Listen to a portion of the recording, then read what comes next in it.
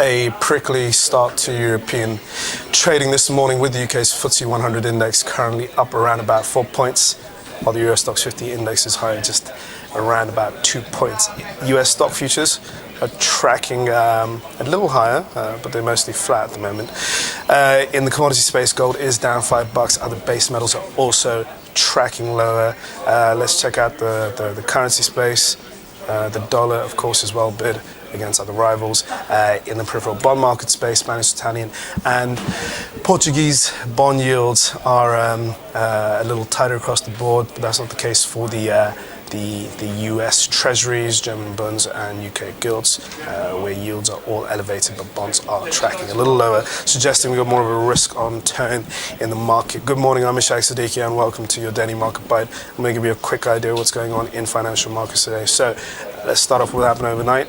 There's a modest gain on the S&P 500 in the US, but that was not filtered through into the Asian session. A pretty lackluster session with stocks across the region declining. Now, we've got to remember, the day before the previous session, we did have a major sell-off in the Asian markets, and that was on a lot of hesitation ahead of the Federal Reserve's meeting minutes, which are out later today. That is pretty much the market focus. There's not really much out for the rest of the session, apart from US existing home sales, which should give us a better idea of how the housing market's doing.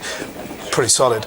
We know that the housing market's doing well in the US, so again, that's only going to really fuel some of those expectations that we may get some tapering in September. But that's the real worry in the market. When are we going to get tapering? Is we have the Federal Reserve policy meeting in September, mid-September is around that time, and investors are almost convinced that the Federal Reserve will taper or to start the first round of tapering in September. Now that's because the US economy has shown very good signs of recovery over the past month. We're seeing solid upswings in most facets of the US economy, and at the same time, lots of Federal Reserve members, people on the board of the FOMC, have all somewhat hinted toward tapering in September.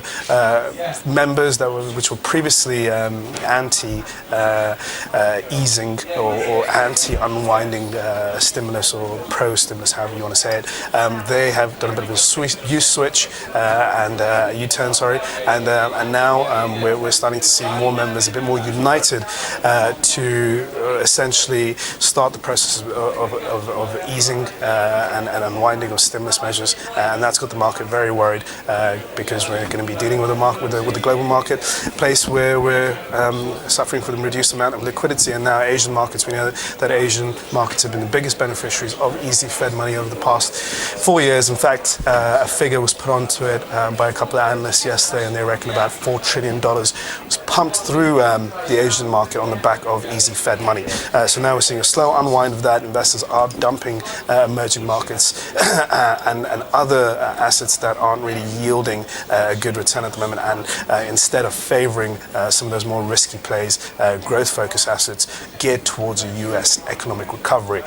So in Europe, we're going to be tracking pretty much, we're going to be range-bound, maybe tracking a little higher on the back of some of the more positive tone coming out of the US market overnight. But again, the big focus is undoubtedly on the FOMC meeting minutes for the July meeting. They should give us some direction and a little bit more insight into how the Fed is thinking, if members are a bit more united on the tapering side. That is all for your daily market bite. Thank you for watching, guys, and I will see you all tomorrow. Cheers.